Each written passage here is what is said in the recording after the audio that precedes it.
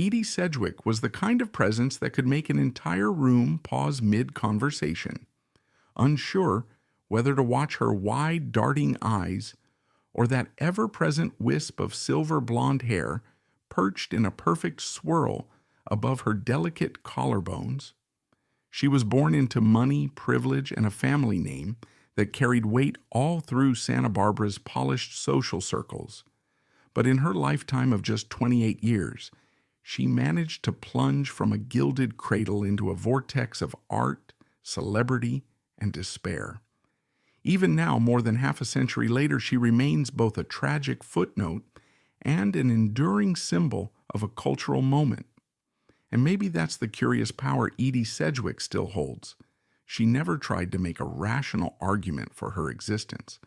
She simply walked into a room in a haze of eyeliner and teased hair, turned heads for a single brilliant second, and then vanished. She was born in 1943 into a family so grand that, at first glance, it might have resembled a fairy tale. Her grandfather was a prominent figure in politics, her father owned a sprawling horse ranch, and the Sedgwicks were as close to American aristocracy as one could find on the West Coast. But that gilded facade masked an emotional minefield. The patriarch, Francis Minturn Sedgwick, whom Edie called Fuzzy, was charming in his best moments and terrifying in his worst, prone to violent outbursts, manipulative games, and suffocating control over his children. Edie, the seventh of 8 siblings, grew up in a house of hushed tensions. The family lived by an ironclad rule that one did not speak of mental illness, instability, or heartbreak, no matter how obvious the cracks were in the windows. Long before Edie turned 15, she had witnessed enough subtle cruelties to suspect her father's temper was more than just a personal quirk. Rumors within the family suggested that at least 2 of Edie's older siblings had endured forms of emotional or physical harm, and 2 of them, her brothers, would eventually die by their own hands.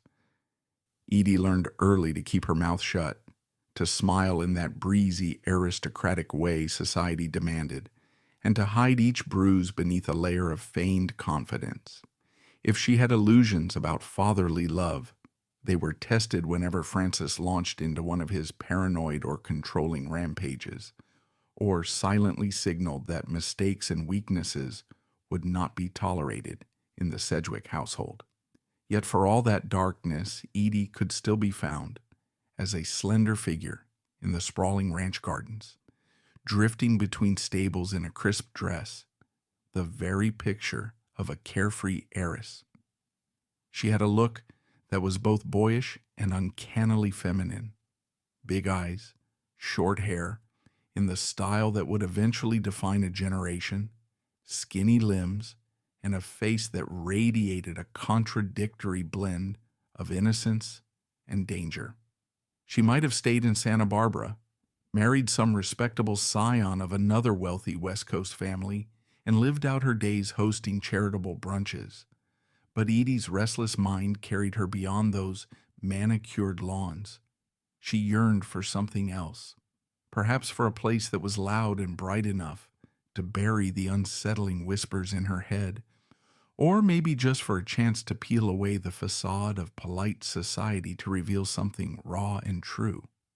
So off she went to New York in the early 1960s, a 20-something with a trust fund, her mother's signature on a large inheritance check, and a heart too bruised, yet too hopeful for that massive labyrinth of skyscrapers. Manhattan was a kaleidoscope of possibility for a girl with wide eyes and a thirst for the outrageous. She enrolled in art school, but the formalities of study bored her. Instead, she found the city's social circuits addictive.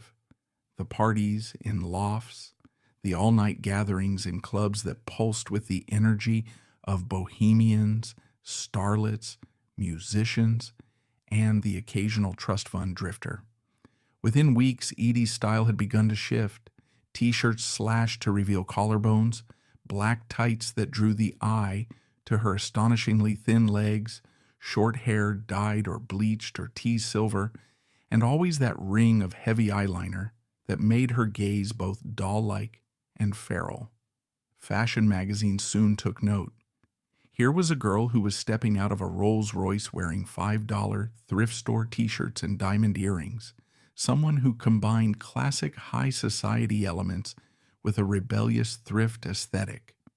The it girl phenomenon was already stirring in the 1960s, and Edie had all the puzzle pieces: wealth, eccentricity, good looks, and a latent vulnerability that made her simultaneously glamorous and heartbreakingly real. She posed for a few photographers, and her pictures captured the curiosity of top editors. With each party invitation, Edie's circle expanded to include the era's up-and-coming artists and fashion luminaries. She had the ease and flamboyance that let her flit through any gathering, from a black-tie dinner in the Upper East Side to a smoky after-hours happening in Greenwich Village, with equal confidence. It was around this time that she attended a fateful event where Andy Warhol, the already notorious pop artist, sat perched on a couch, silver-haired and alert, scanning the crowd for the next big sensation. Warhol's factory, his studio lounge hybrid, was a magnet for the eccentric, the aspiring, the bizarre. He had an uncanny eye for iconography, able to transform a soup can or an unknown actor into a spectacle of mass fascination. And in Edie Sedgwick, Warhol recognized a kindred spirit. She had something intangible that he loved to exploit, a readiness to be seen, an enchanting fragility, and a near-total lack of self-protective boundaries. When Warhol looked at Edie, he famously said he saw something special, a glittery candle lit from within by a mesmerizing but short fuse. He described her as an elegant sort of ruin, though in her presence he'd act with his trademark blankness, an aloofness that left people guessing. Within weeks, Edie found herself at the center of Warhol's orbit, stepping into the silver and aluminum wonderland of the factory. Here, every wall was covered in shimmering foil, strobe lights flickered at random intervals, and the music never seemed to end. Eccentric characters lurked in corners, speed freak poets, aspiring superstars, drag queens, disillusioned journalists, and an ever-rotating cast of socialites who added color to the scene. Warhol's camera was perpetually rolling, capturing movies that had little plot or structure, more like existential stage sets for any ephemeral star to posture and flit across the frame. Edie's arrival was a minor sensation. She wore those black tights that clung to her legs like a second skin, a pair of chandelier earrings, and a boyish blonde bob that turned heads instantly. Warhol introduced her to the crowd as his new superstar, implying not just that she was a friend, but that she was the next work of art in his unstoppable collage of pop culture. Edie became a staple in Warhol's avant-garde films like Poor Little Rich Girl, Kitchen, and Beauty 2. These were strange, barely scripted experiments, often shot in harsh black and white, with improvised dialogues that Warhol would encourage. She was not exactly acting. She was simply being Edie, chain-smoking, laughing, or drifting into a melancholic silence, both ignoring and inviting the camera's gaze. Warhol paid her a pittance, typically $50 a week, nowhere near enough to sustain her glamorous city life. But for Edie, it wasn't about money. She once said that being part of the factory was like stepping into a luminous dream, a place where art, persona, and the swirling pop mania of the 1960s converged. Warhol, for his part, was enthralled by how Edie drew attention effortlessly. She'd walk into a bar or a gallery, and people would hush. Cameras snapped. Rumors ignited. "She's perfect," Warhol told a reporter. "She doesn't need lines or direction. She's a star just by existing." Yet a star who simply exists soon finds that celebrity is a voracious beast. By 1966, Edie Sedgwick was the talk of Manhattan's trendsetters. Magazines wrote about her silver hair, her enormous chandelier earrings, and her mod style. She'd appear in clubs or at the openings of Warhol's happenings, sipping champagne or something stronger while the crowd circled around her. But as Warhol's fascination began drifting toward other muses, other bright young things who strolled into the factory with quirky mannerisms, Edie realized, perhaps belatedly, that she had no real contract, no promise of stability. Warhol's generosity was ephemeral. He gave her a platform, but behind the scenes there was no plan for her.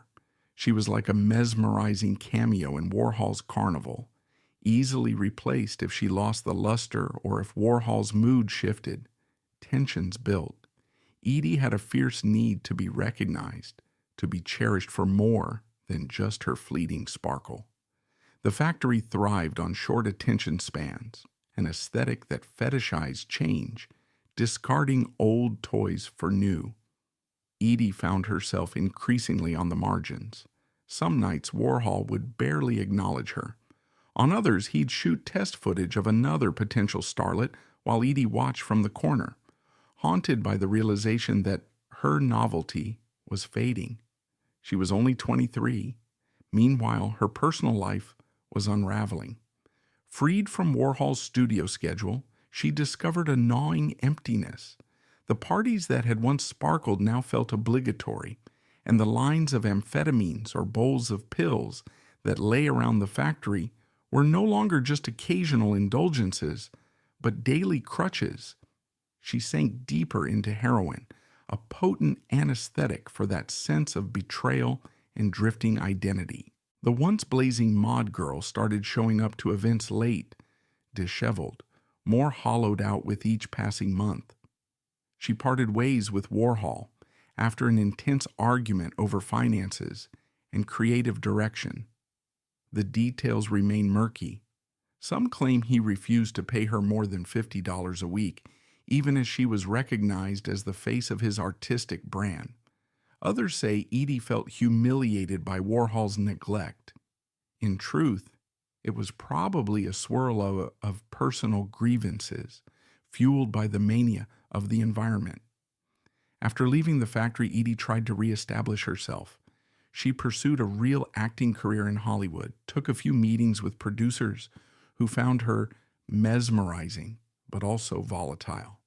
Her drug use was no secret, and her emotional scars gave her a precarious aura. She'd show up to photo shoots with bruises that she tried to explain away or erratically break down in tears at the mention of her father. The fashion world, always hungry for the next big it girl, quickly moved on to younger, fresher faces. Needing money, Edie sold or pawned her belongings and drifted between hotels and short-lived apartments. She tried to preserve her bohemian glamour, occasionally landing small modeling gigs, but she was no longer the darling of Warhol's empire. Without Warhol's endorsement, the scene was less enthralled by her. People still recognized her in the street, but the star power had dulled. Some nights she ended up in hospital wards or psychiatric facilities after an overdose or an emotional crisis, only to check herself out with the help of her well-meaning but distant mother. The Sedgwick family, still determined to keep up appearances, never admitted to the press that Edie needed serious therapy or drug rehabilitation. They quietly paid for her medical expenses, hoping she'd eventually marry well and settle down. Instead, Edie spiraled further. She attempted a brief marriage. It might have been an impulsive quest for stability, or a desire to prove to herself that she could lead a normal life, away from the smoky clubs and Warhol's camera. But in the swirl of her addictions and emotional turmoil, the marriage disintegrated. Friends observed that she didn't truly want domestic life. She just wanted to be safe, to be loved in a stable environment, a desire she'd carried since childhood. The fleeting ceremony didn't fix her heartbreak or quell her nightmares. She returned to the same cycle: stints in mental institutions, half-hearted attempts at sobriety, and nights spent in cramped apartments with no sense of direction. By the autumn of 1971, the once shining Edie Sedgwick was a ghost of herself at just 28. Her body was battered, her eyes lost that playful spark, replaced by a kind of haunted acceptance. In mid-November, newly released from a rehab center, she stayed in a modest place with her young husband, Michael Post. The sedation from her prescriptions was dangerously strong, and on November 16th she went to bed after taking her usual combination of barbiturates. At dawn, she was found collapsed in that small room, her heart stilled by an overdose. The official cause was acute barbiturate intoxication, a bleak phrase that ended her life's final chapter. She died not amid the roaring crowds or the factory's swirling lights, but in the hush of a bedroom no camera lens had ever captured. The newspapers, if they bothered to mention it, offered obituaries that described her simply as an Andy Warhol star, forgetting all the heartbreak that shaped her from childhood onward. Even so, Edie Sedgwick's spectral presence lingers in pop culture. She continues to symbolize the ephemeral nature of 1960s stardom, the idea that a person could be devoured by the very spotlight that once adored them. In the eyes of many cultural historians, Edie was among the first real celebutantes, an it girl whose entire fame hinged on style, presence, and personal mystique rather than on any recognized talent.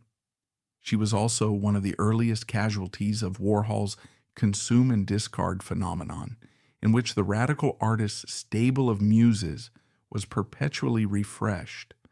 For a brief, shining moment, Edie was the silver-haired superstar who danced at Warhol's side, wore the boldest eyeliner in Manhattan, and inspired an entire generation to adopt black tights, flamboyant tops, and an existential stare.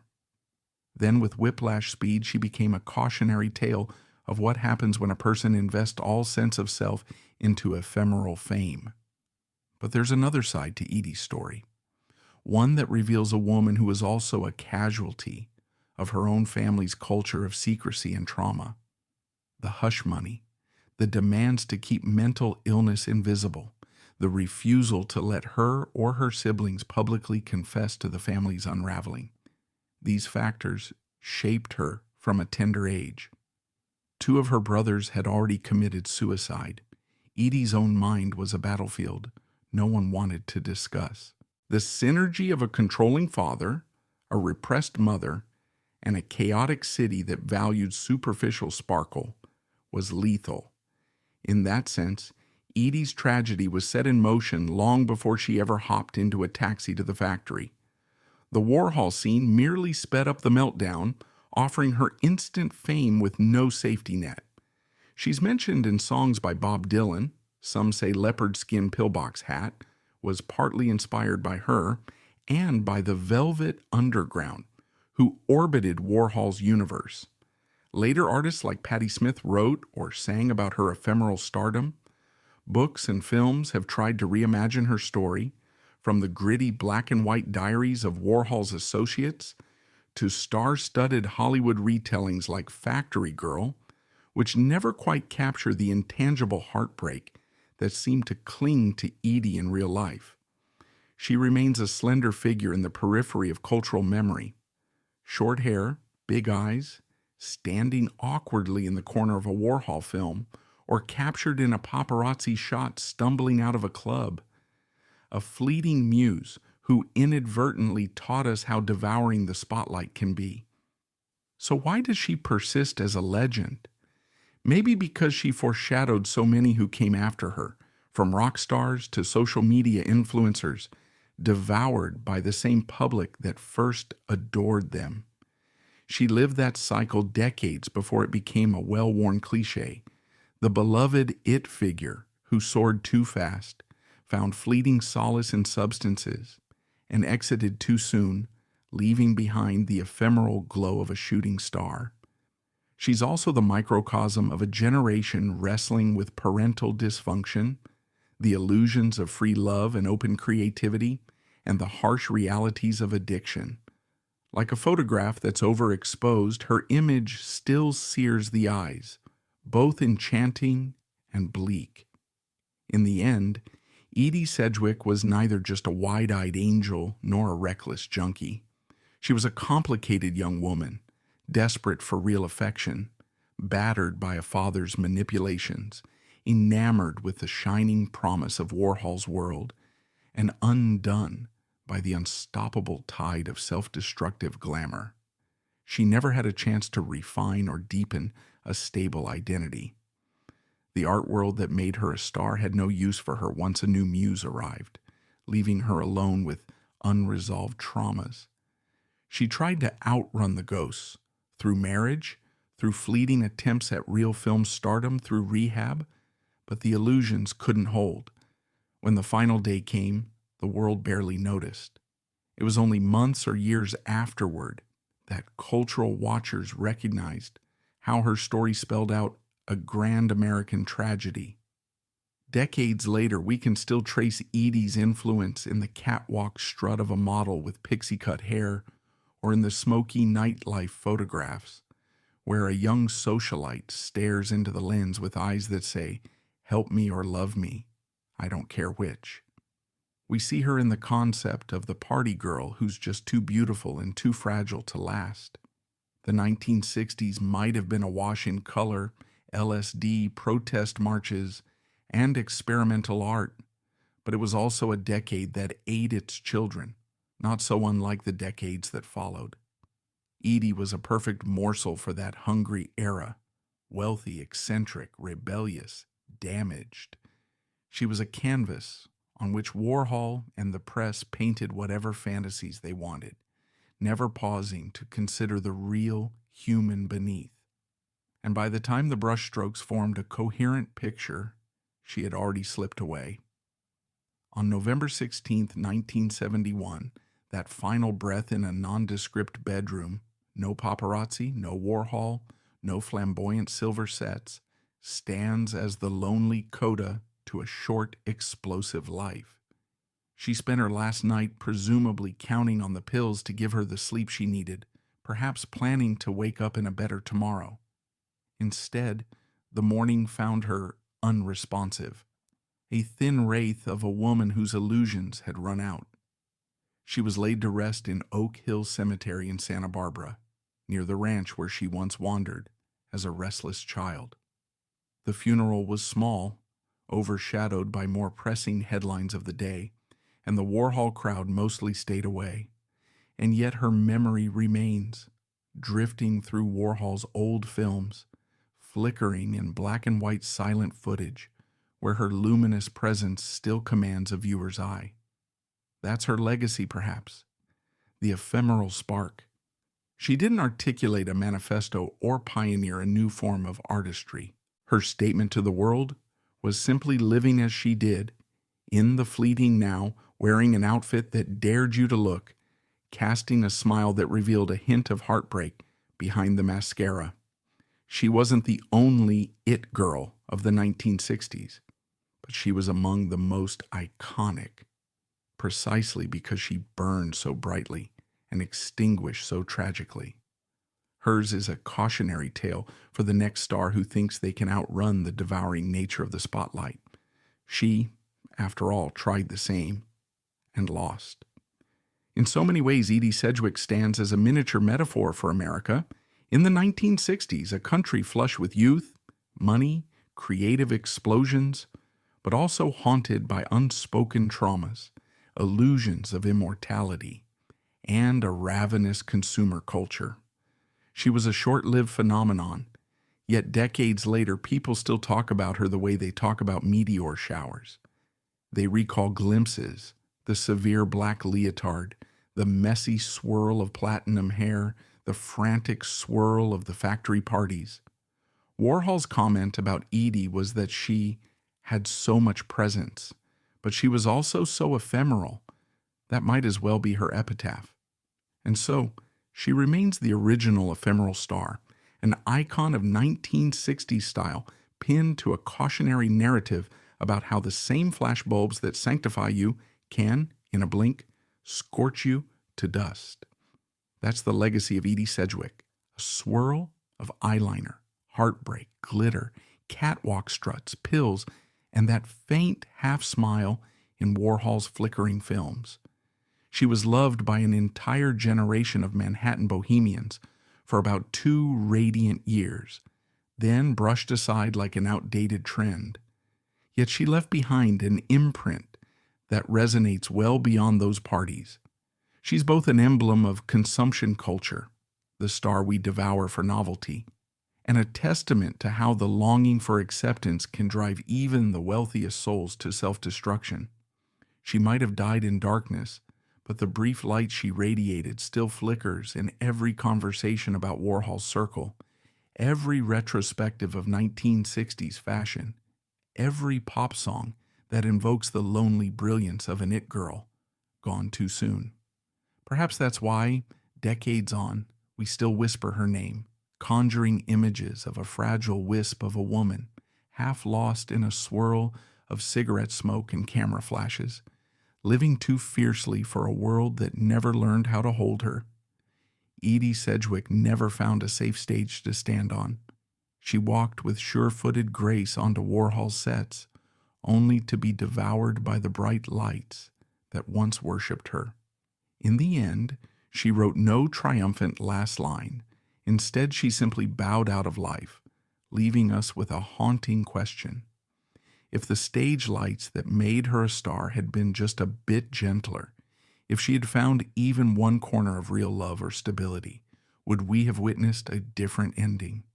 That question is as unanswerable as the riddle of her entire existence. And so, in the hush that follows, Edie Sedgwick remains an enduring, flickering silhouette of American heartbreak and ephemeral glory.